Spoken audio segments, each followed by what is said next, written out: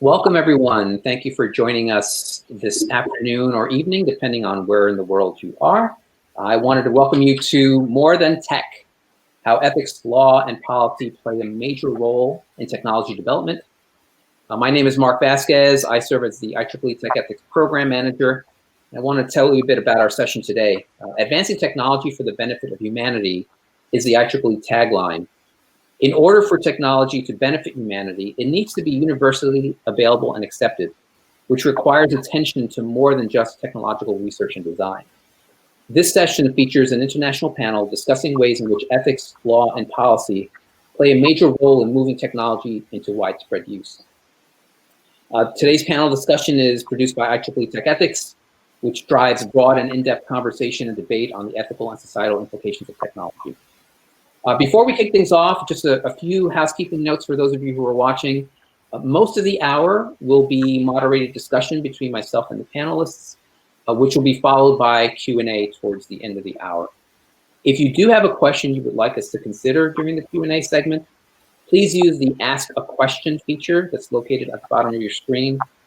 And feel free to pose questions throughout the hour. You don't have to wait until the very end. We'll keep track of the questions throughout the hour. Please also feel free to use the chat function to engage in conversation with each other throughout the hour. With that said, let me introduce you to our esteemed panel, and then we'll jump into conversation. Just very briefly, I want to introduce you to each of our panelists today, starting with Dr. Jennifer Boger. Hello, Jen. Jen and her team at the University of Waterloo in Canada engage in transdisciplinary collaboration and user-driven design practices that blend state-of-the-art knowledge from computer science, engineering, and health sciences to create internationally renowned intelligent assistive technologies for supporting the health, well-being, and quality of life of older adults. She is also spearheading the systematic development of a methodology to enable disparate stakeholders to collaboratively build ethics into products or systems throughout their life cycle. So welcome, Jen. Thank you for having me. Donovan Gutierrez is a current organizing partner and former science policy focal point within the United Nations Major Group for Children and Youth, the UNMGCY.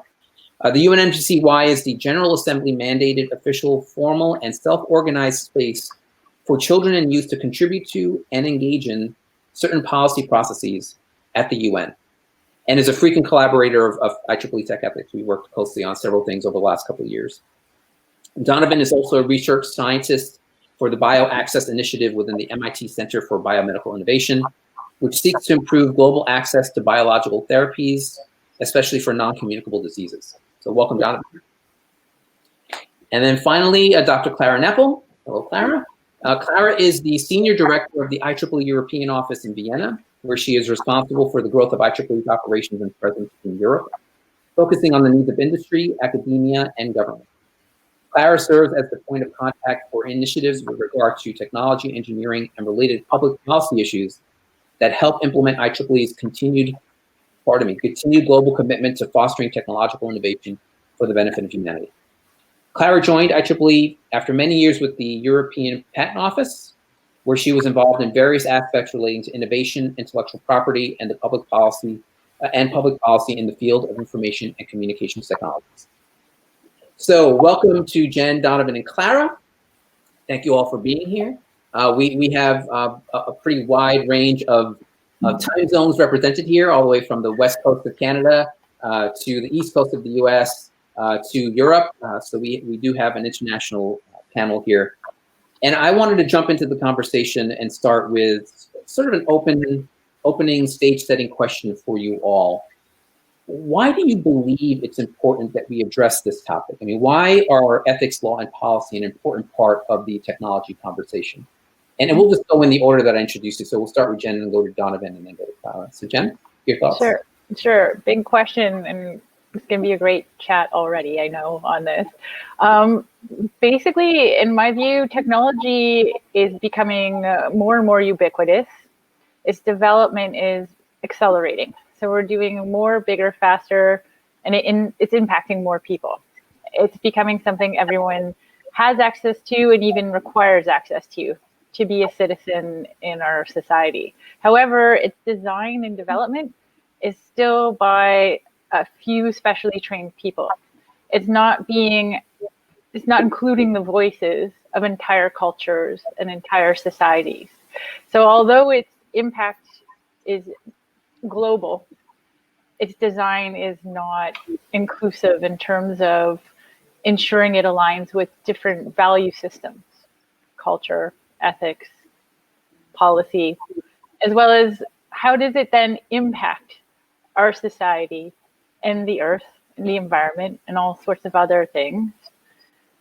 That needs to be considered, not just what can we do with it, but how do we use it, and what does that use then mean in terms of how our societies evolve and who gets impacted, especially people or entities who may not have a voice, such as the environment. How do we think about these complex issues where there's not a representative from that population? How do we ensure these ideas are included? So I'm really interested in that focus. How do we design, develop, and build tech with more human values baked into it, so that, you know, it spirals upwards to that sort of utopian dream of technology enabling better society, better engagement, all these dreams that we want technology to fulfill, but they may not be reaching there quite yet. So that's my interest. Thanks, Jen. And we'll talk more about this sort of dream aspect and sort of future possibility aspect throughout the hour. Donovan, your thoughts? You know, why is ELP important? You know, why are we talking about this? Sure, and really glad to be here. You know, what's interesting, and building on what Jen has said, I think is that what we've been seeing is a rapid change in the pace of technology, right? So there's a growing, well, if you look at media, or, you know, the number of technologies that are coming out, or the number of IPOs or new companies, startups that are technology based, you sort of see this rapid change in technology. And what's particularly interesting is to think about not only the rate of technological change, but also the direction of that change. And what we see is this sort of interesting paradox or contradiction, whereby technology both solves many different problems, but also creates new ones. And so the question, right, is that technology in itself is not neutral, right? It's not value free. It's influenced by the systems that are built around them, and by those who are designing the technology themselves. And so a concept that you know, I've been reading about, which I think is very much related to the session, is how do you think about mission-oriented innovation? This is work that has been developed, you know, to some part by a professor at University College London called Mariana Mazzucato. And also this concept of public interest technologies, right? So how do you actually channel and, right, utilize technologies in such a way that can benefit people and planet in an inclusive way?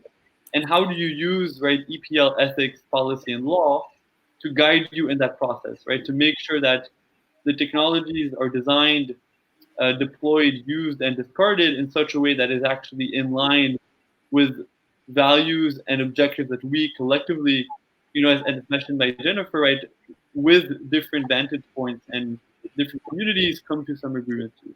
And that's why I think it's so valuable to have this discussion today. Thanks, Donovan. Clara? Well, I couldn't agree more to everything that was said before. I think that the main question that I'm interested in is trust. And trust comes normally also from interaction, from a discourse, and especially now thinking of this rapid change that you just mentioned, Donovan, there is no time. Normally, there are different time frames to set up laws, to discuss, to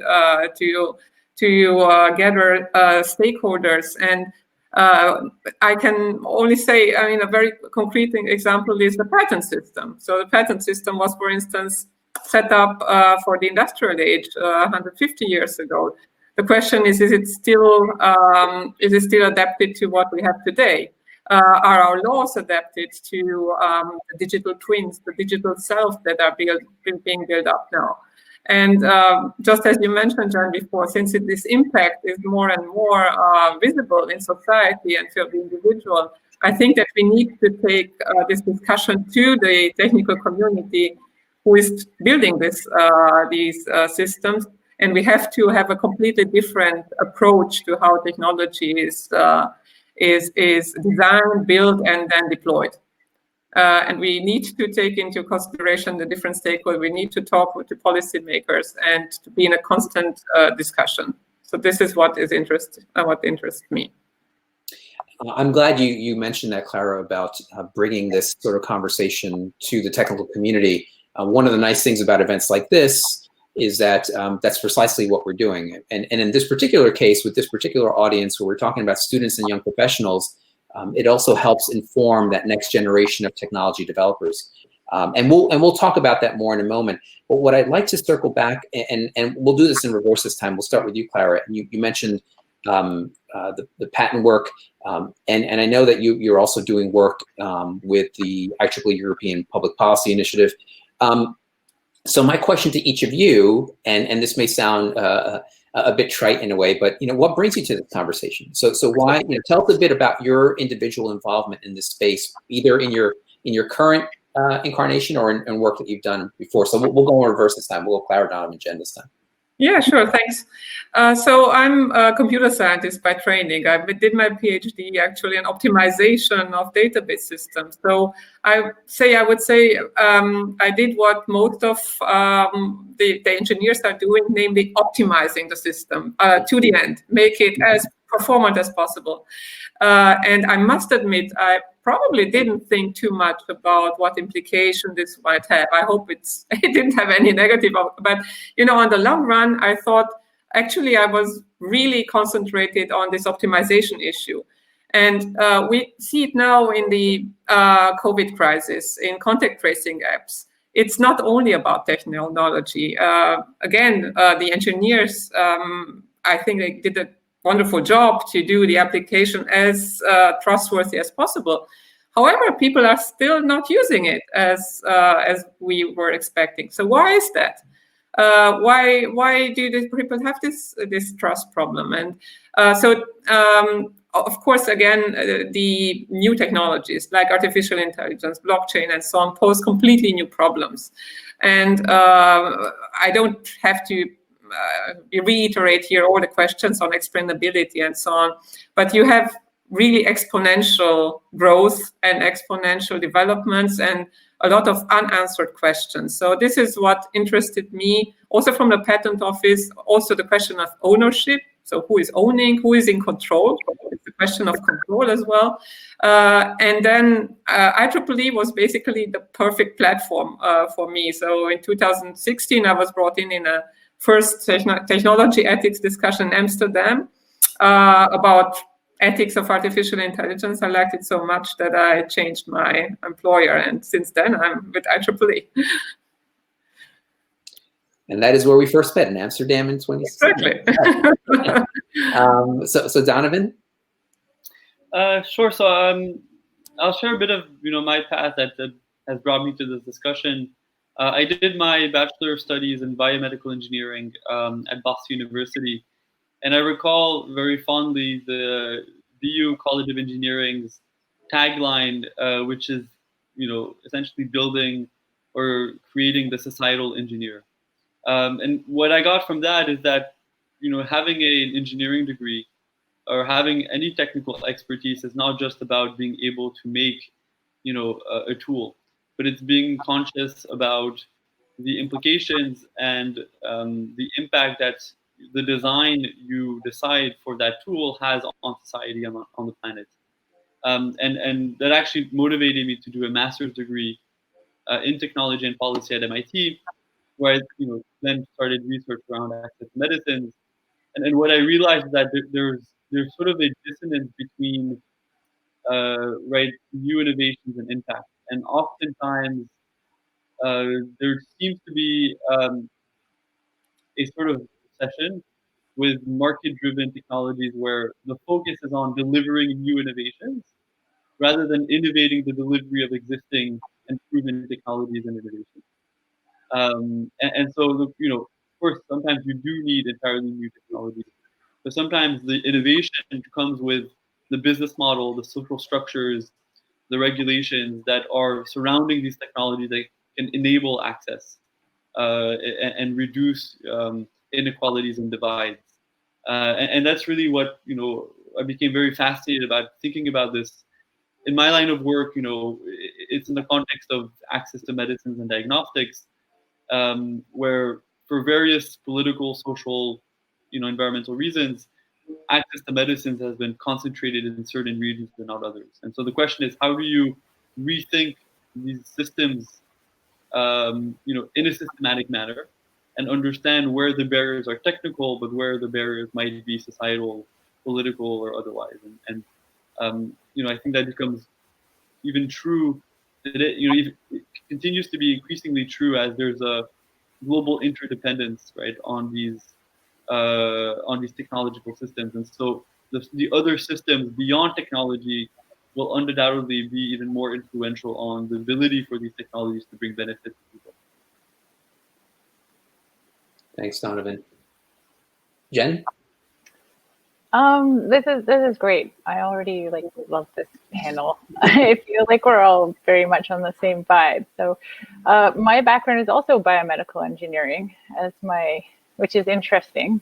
I know we're getting to pedagogy in a minute, but interesting.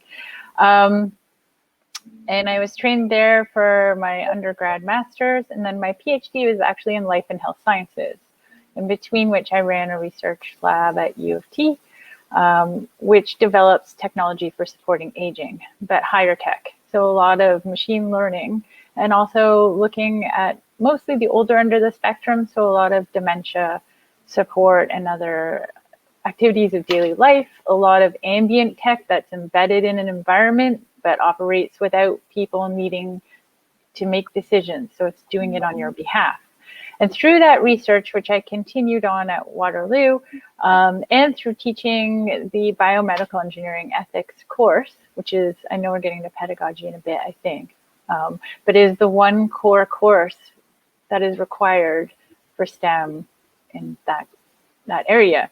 So there's an interest there, and through teaching, through doing the research, I just kept running up against all these very interesting questions about who gets to choose when to use it, and how do you make technology so that the sort of more meta-normative principles are baked in, but so that it's transparent and people can make choices about the ones that are more in the gray area, going back to feelings of trust and things like that.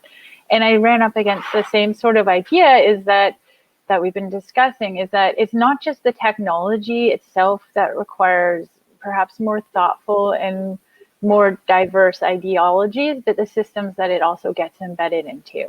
So, thinking about things like optimization, and is how we view optimization obsolete in terms of we're just optimizing for, how fast you can make it run, how much power it consumes, cost, right?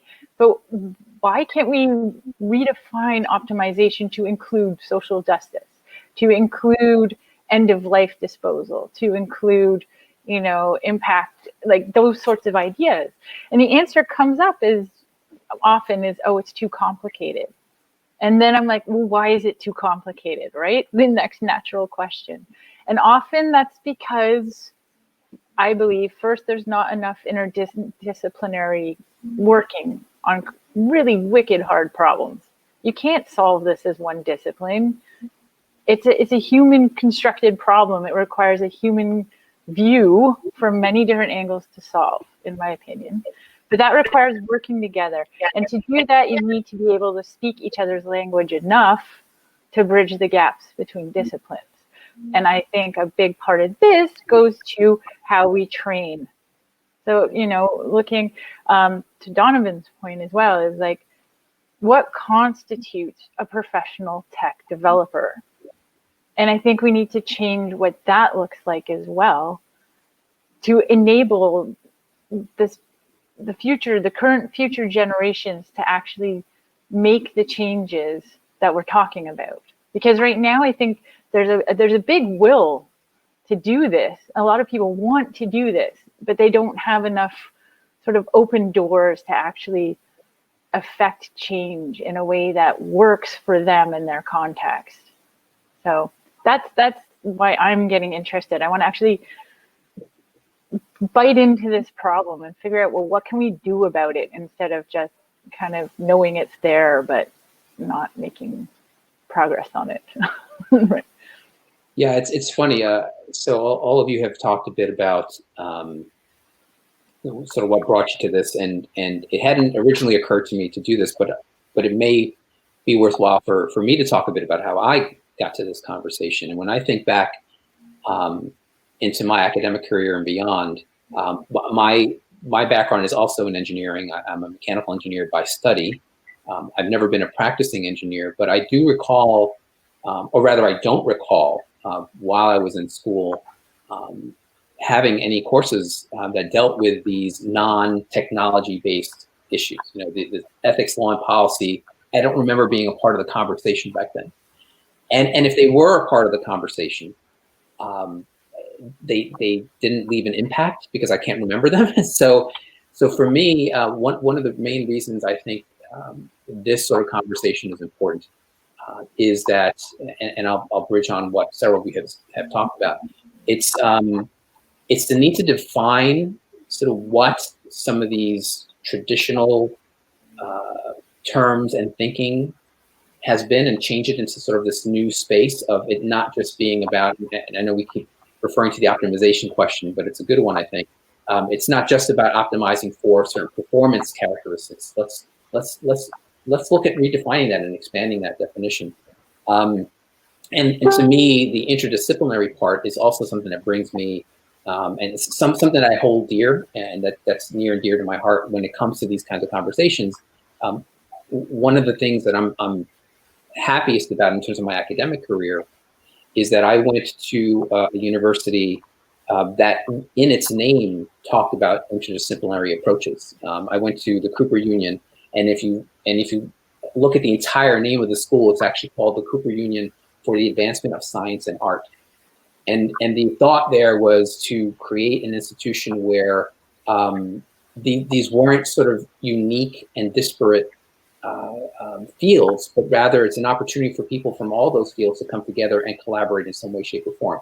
And that's met with varying degrees of success. But from my standpoint, I spent all my class time in the engineering building, and I spent all my free time with the artists and the architects, and that's sort of where my space was. So for me, this idea of being able to bring together people from different disciplines to solve an issue is something that's always been a part of my approach.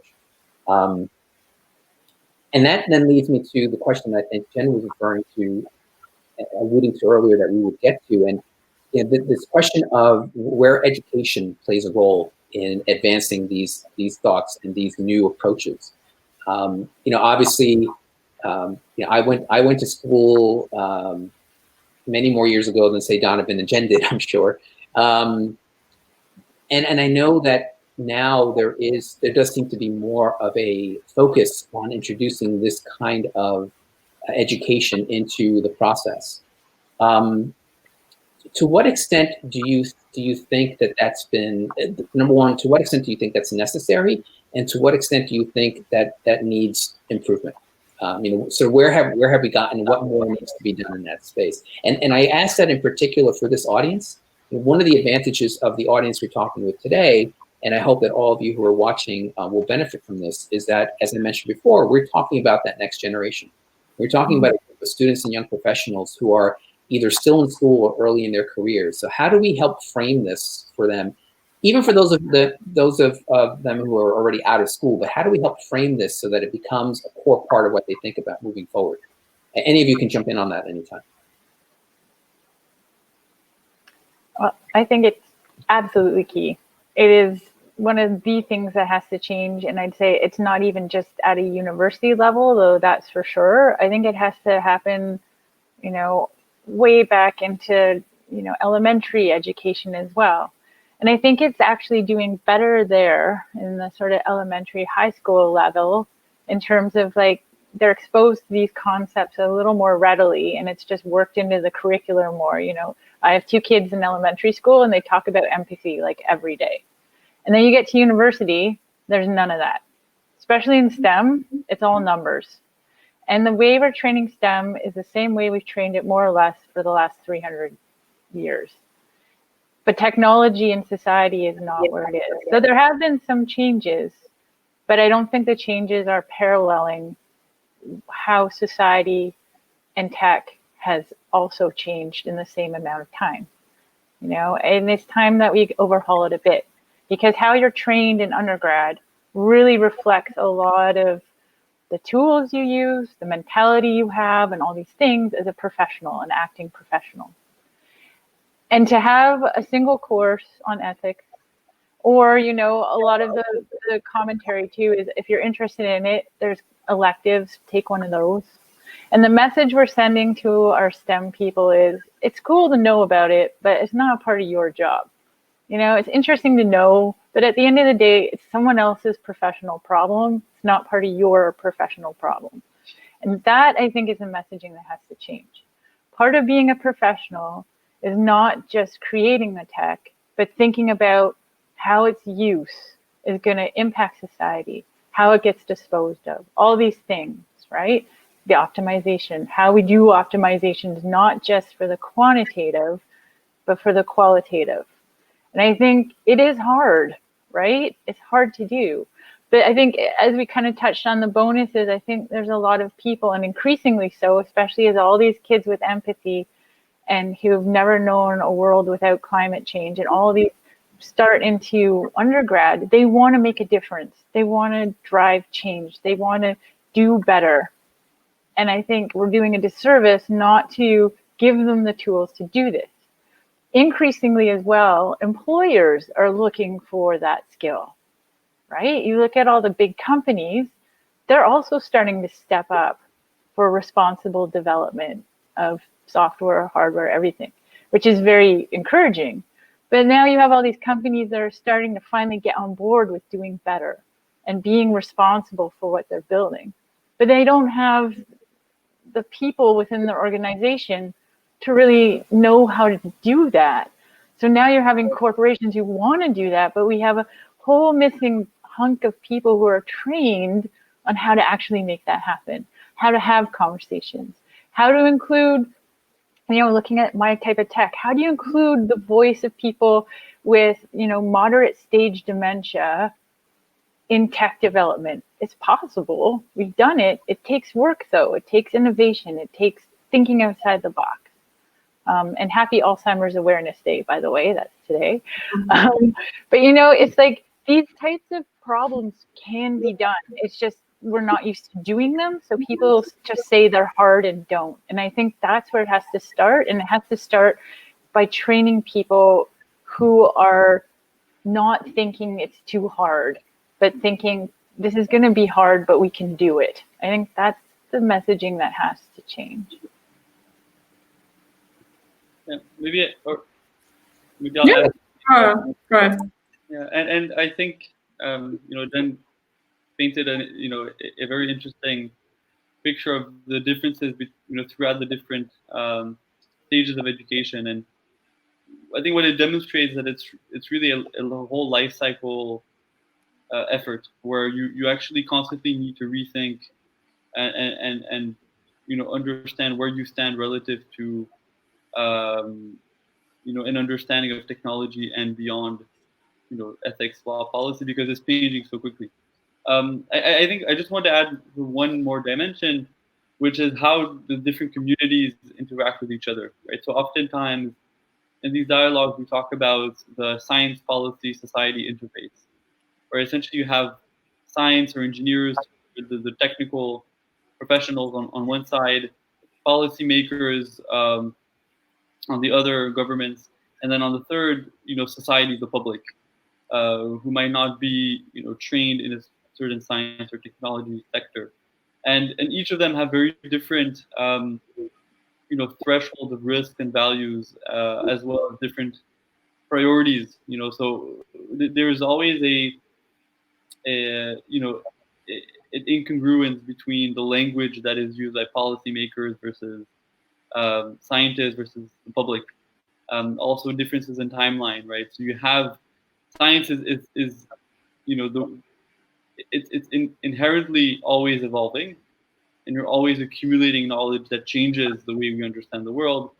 Policy, right, has very specific windows of opportunity where decisions need to be made, policies need to be written and adopted, and sometimes it's hard to actually have adaptation of those policies. So it's quite interesting or important to think about how do we bring all these communities together into the same room to have more alignment, to use common language, and also to be able, as Jen mentioned, to be able to hear each other's perspectives and embed that in the technology design process and the policy design process. And I think what I find, having recently gone through graduate work, I think I was in a technology policy program, so I was inherently exposed to these issues. But what I think is lacking, especially, from the industry side and also government side, is the mutual accountability. Right? There seems to be no repercussions for decisions that are taken, or trade-offs, risks that are essentially made public by certain technologies. Right? There's no actor, or often actors don't assume responsibility. And I think this is changing. I mean, we're seeing pushback from the public around bias in artificial intelligence systems, or gender parity in technology companies, right? So there's an increasing understanding and importance that is being placed on the factors beyond technology, which if taken into account, can actually enhance the value of what these different actors are doing. So I think that accountability aspect is quite important, and how do we incentivize those different actors to be accountable to one another as well.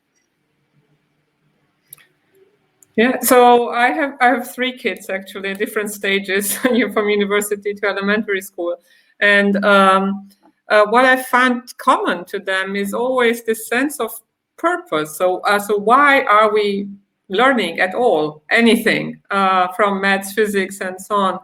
And at least, so my perception still, after so many years, is that there is a disconnect between what is taught in school and the later implications. So why are we learning maths? Why are we learning physics, and so on? And I have to say, even in the technical community that we have in IEEE, we have different societies who are very specialized to, again, optimize to solve a very specific problem, which then might be integrated into something bigger. But we just very recently start to think about what do we want actually to solve with that. So when we think about climate, when we think about health and so on, this is a very new approach actually also inside our community, I would say. So I think it comes about this, well, first of all, why do we do this? With whom are we going to do this? Technology is actually a tool. And I just have to say that for me, there was also a different valuation of the different, so mathematics and physics in my world was something which distinguished you, because if you know maths and physics, then you're smart, and all the other things are nice to have. And now we see that this is missing. We need all of that, and I think that is coming now. But these interdisciplinary courses, I don't see them in school right now, and even in university. I see some interdisciplinary PhD programs and so on, but it's still in the beginning. And when we think about what you said, Jen, probably it starts also about when we want to achieve something, we also need some new metrics. So until now, we had our metrics was speed, it was money, and so on. And we now need the new metrics as well. So we need to start from what we want to achieve, how this should look like, and then technology, mathematics, and physics will be there to solve that problem. And in my perception, we did this the other way around until now in technology education. So probably that's where I would like to change the system, if you want so. And just building on that point, because it really excites me, and I think it's an immense opportunity, is how do we develop these metrics when it's about things that are, you know, inherently subjective, or, you know, different populations will value them differently. Exactly. So this is where the whole value system comes in, right? Like speed is so quantifiable. Exactly. It's like every engineer, mathematician loves it. QED, right? And this is how we're training people, QED. And if you get that, it's just like, oh, it just that's your purpose, is to get the right answer. You know, whereas when I teach ethics, I kind of try to explain it to the class because it's such a mind shift. I'm like, here's a complex equation, and here's all the steps, and here's the solution. You're trained right now where I give you the top, and there's one right answer at the bottom, and if I'm nice, I'll give you part marks for the middle. I'm like, this class is the opposite. I'm going to give you the equation at the top. I care about the middle, and everyone's going to get a different bottom. And that just kind of freaks them out a bit, right? Because it's like, it's totally not how they're trained to think. And they question, I think this is a bit of it too, they question whether it's possible to even mark such a thing, right? Because if you don't have one right answer, how do you know when you're right?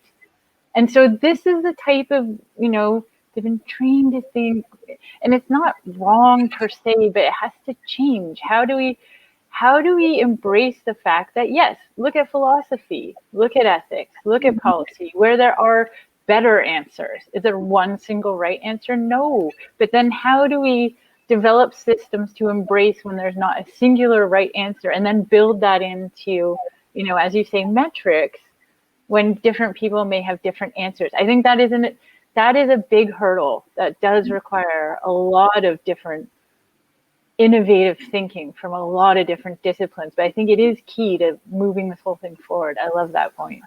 Yeah, I think maybe if we just change what QED stands for and change it to question ethical dimensions, question the ethical dimensions. You know, that's really what we're talking about, right? We're asking people to be inquisitive about that. And speaking of a question, I want to remind those of you who are watching online to feel free to post questions in the Ask a Question section. We'll start taking some of those questions shortly. But I wanted to just spin off of something that was just mentioned, I think maybe by both Clara and Jen, and probably Donovan as well. The sense of, and these are several things that we talked about today, as well as when we met last week in planning for this. There's this question of, there's the old adage of just because you can doesn't mean you should.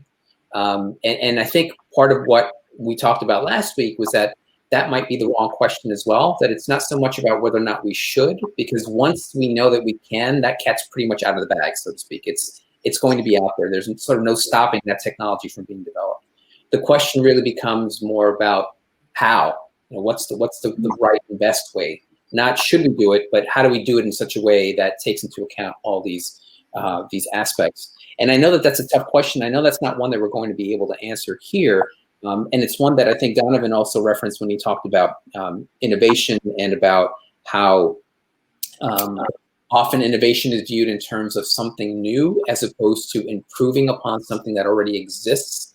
So how do we help bring in this sort of new way of thinking? And it's actually a question that it's related to a question that somebody posed here, where you know, are there any practical suggestions that we have, that any of you have, as to how to raise more awareness of this topic, how to increase the interest of this audience, our audience today, to learn more about this topic? So what's sort of what's the way that we can draw them into this conversation in a way that will grab their attention and make them feel it's an important part of what they should be considering moving forward through their professional careers?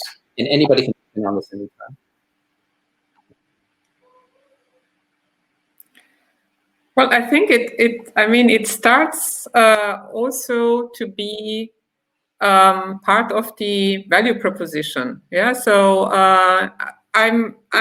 so we are engaged now. For instance, we are based in Vienna, and Vienna has an initiative which is quite recent, which is called digital humanism. And I was fascinated by the city officials who thought it's just like Vienna 150 years ago, when it grew very rapidly to 2 million city. And they needed to provide fresh water to these people. So the city of Vienna started and bought land in the Alps. And since 150 years, the city of Vienna is cares of the plants and everything which filters the water, so to provide fresh water to the population. And what they are thinking is to provide this digital infrastructure which is resilient enough for the next 150 years. And I think this is coming more and more, yeah, this kind of long-term thinking. It might be that it is, of course, it's their role, but I think you have this need more and more on how to build these systems. Even if you think of healthcare, a lot of people say we need the data, otherwise we cannot innovate. We need the health data, we have to provide it. And I agree, you have to provide it, but it would be the same thing as if you would use all kind of, water from everywhere 150 years ago. We need to go to the filtering. We need to provide those infrastructure to make it sustainable. You need the right de-anonymization of data. You need it, and to build on top of that the right technology. So have the right innovation, and that's long term. Otherwise, we have a lot of negative examples. We have also here another system which predicted if you are going to be when you're unemployed, the percentage that you get again a job in some time, and depending on that you get different support.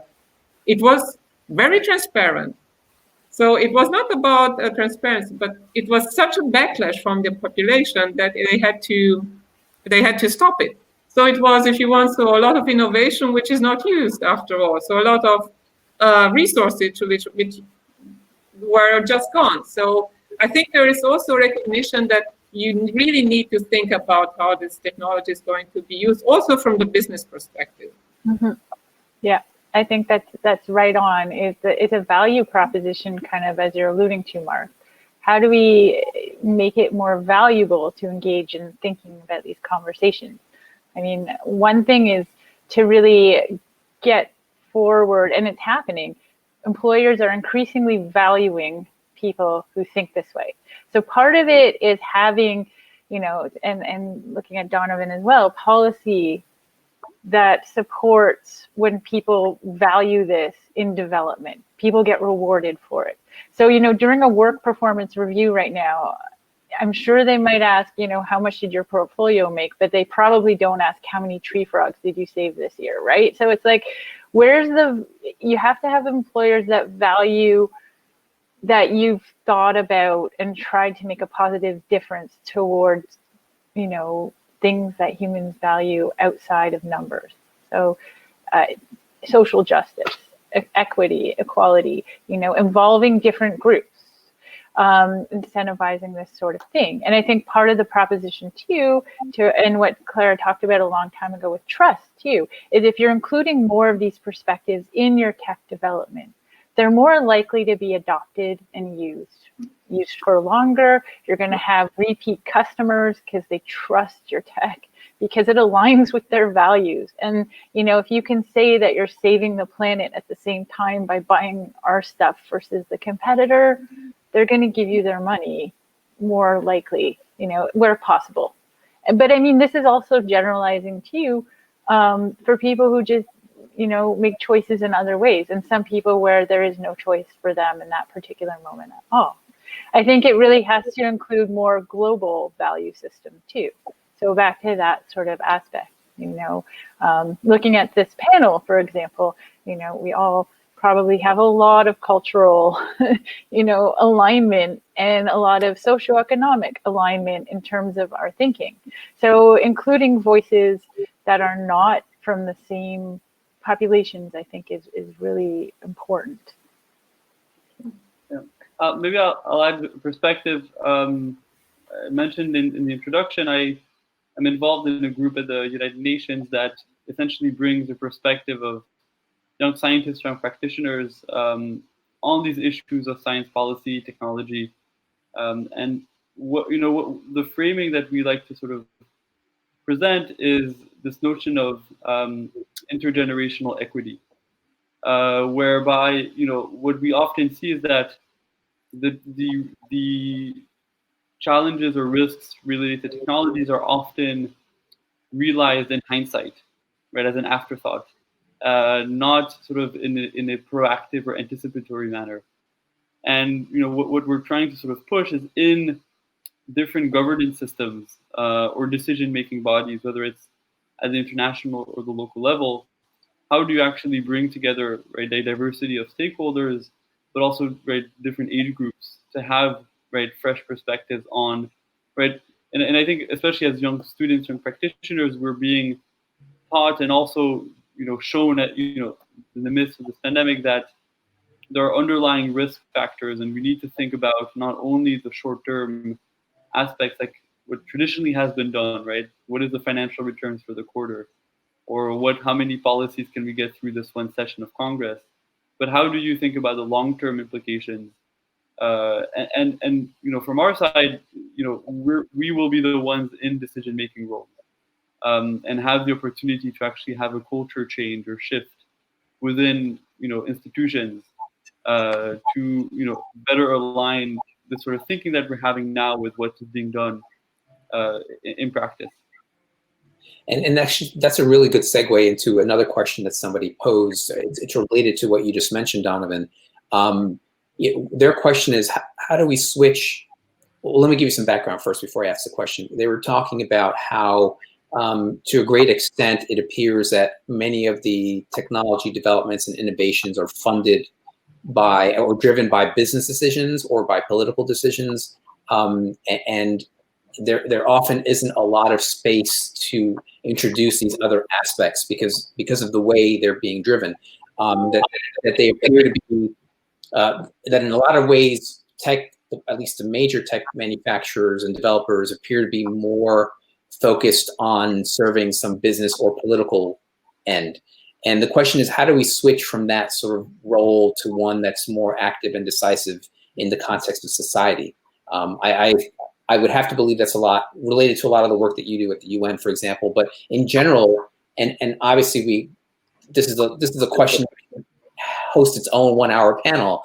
But in sort of high, very, very grand, big picture thinking, how do we change that? How does that shift occur, and how do we help make that shift happen? Yeah, sure. Maybe I will start, and the others can complement. I'll share maybe just a few examples of how I think this is trying to be done in practice. Right? How do you ensure that financing is dissociated, right? The financial source is dissociated from the end result. One way that I've seen this in some grants is where researchers need to allocate a portion of their budget to assessing the impacts of their technologies that they're developing, right? So essentially, within the grant, you have to budget part of your time and effort to understanding the long-term implications of what you're designing, or which hopefully means that you're thinking about it a bit more, strategically and meaningfully. Another aspect is where, and I think this is the case in the UK, where there's a system called Athena Swan, which I think is largely for gender parity. But essentially, different universities and employers are essentially given a score based on the gender parity. And of course, you can do this with other factors. And depending on the score that they have and where they stand in a spectrum, they're eligible for certain funds or not. So I think this is conscious be made from the recipients of certain funds. I think for the donors, right, it's important for anyone who's receiving funds to understand right? Who is the underlying funding agency, and what types of missions or objectives might they have when they, are providing that funding, right? There's a lot of critique around greenwashing and, other essentially actions that they're using money to sort of to shadow maybe unethical or unideal actions of certain companies or governments. So, it needs to be a critical aspect of any, any project or decision. Clara, Jen, did you have anything to add to that? Well, I think that, you need to have this bottom-up approach, which we can help shape because we're technologists, and you have the top-down, more or less. So I can just give an example. So what we in IEEE SA, so Standards Association, started an initiative, I think, well, as you mentioned, Mark, it was 2016, so 5 years ago, 4 or 5 years ago. And it is about ethically aligned design. So at that time, that was about how do you bring in all those values that were mentioned into the design process. And how to make that also, since we're engineers, how to make this practical. So what does it mean? Not discuss about principles, of course, that's important, but how do you make those steps in the design that bring those values in? And some of these materialized in standards. So there are different standards which we started, one on putting ethics into the design process, other specifically on transparency, on bias, on metrics, and so on. And what we saw is, now we are in the proof of concept, for instance, for a certification process with the city of Vienna. When we really think about, so what does this technology mean? If you pass through these steps, you actually thought about how does it affect the people who are replaced by this technology? How does it affect the people who are using this technology, so the customers and society as a large? And I'm really excited to see, that you need those two things. So you need about ethically aligned design, but then, especially for self-learning systems, you also need this kind of monitoring. So the deployment phase is also important because the technology can change, or the system can change its behavior. So you need these two parts. And then, of course, you need, as I was also mentioned, the metrics, the governance, and so on. So you need to build up all those responsibilities. And a lot of it has to come from the top. Definitely, you need to, as you mentioned, the accountability. If that's there, then you have buy-in from the management that you want to build up a business in a certain way, which has to be consistent in the whole organization, from the developer to the marketing and so on. And it's all about setting up this new kind of system, if you want so. And it was really interesting. We have a use case where through this first ethically aligned design, you had a business model for telemedicine, for instance, and by asking the values of the users, they actually made a different technical design implementation, which turned out to be also more interesting for the business perspective. Mm-hmm. So it is really interesting to see these kind of developments. And I think that once the developers start having these tools, they can also, shape them, have the buy-in, and it's part then of their life. So it needs to be then part of the education and so on. But they're using it every day, and then you start really thinking differently. Mm-hmm. Yeah, absolutely, right? It drives innovation. Yes, exactly. Because it opens doors that you would not have thought of. Yes. And then the resulting technology is often much better and maybe even cheaper. Maybe even, yes. Maybe people have better ideas. Maybe you're overbuilding for something people don't need, and they'll tell you that. I think that's part of the value proposition that we need to hand corporations. And the standards piece, absolutely, right? You need to give everyone the bottom bar that's reasonable so that companies know where to start from. Because otherwise, the other guy will just go a step lower, and then it's a race to the bottom instead of a race to the top. And, you know, I think this is wonderful. I think it has to come middle too. So the top, like down, bottom up, but then middle, where everyone who's on this call, Yes. who young professionals in training, just anyone, not everyone is going to embrace this and love it. The idea of like thinking about these sorts of questions. Some people just genuinely want to do math and physics, and that's okay. I mean, they have to be able to enter these conversations, I think. They have to be able to have enough training that they can discuss with people who are more passionate about doing this, right?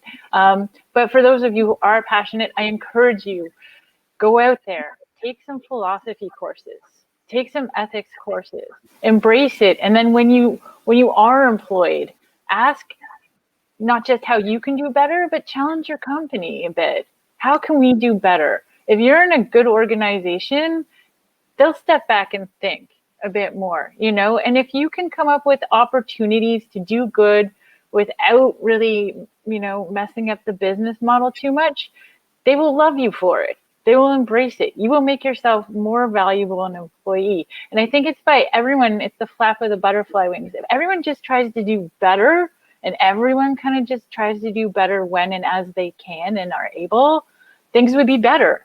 You know, it doesn't mean you have to go from driving Hummers to everyone riding a bicycle. That's not realistic. But if we could just, you know, do what we can, and if everyone's doing what they can, it's inspiring. And then you get on that upward spiral where it starts to be a challenge.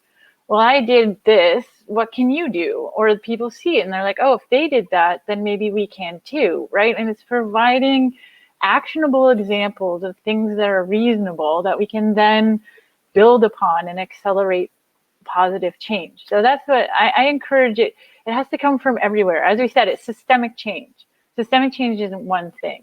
It's complicated and it's hard, but I think it's also very doable. The time is absolutely right. And we have a bunch of people who want to do it. So we're aligned to do it. So now we just have to work together and do it. That's what we got to do.